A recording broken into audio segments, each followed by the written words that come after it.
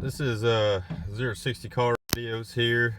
Today we have a 2011 GMC Sierra that we just changed the oil in, and we're going to show you how to get rid of that change engine oil light. So we're going to put the key in the on position. As you can see, change engine oil soon. Okay. So what we're going to do is press and release the gas pedal 4 times. All right. 1, 2, 3, 4.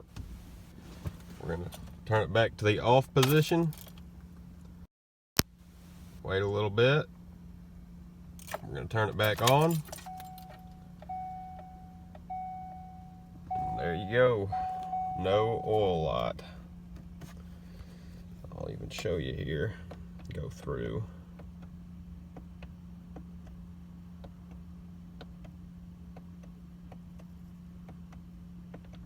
And there you are. Thank you for watching. Remember to subscribe.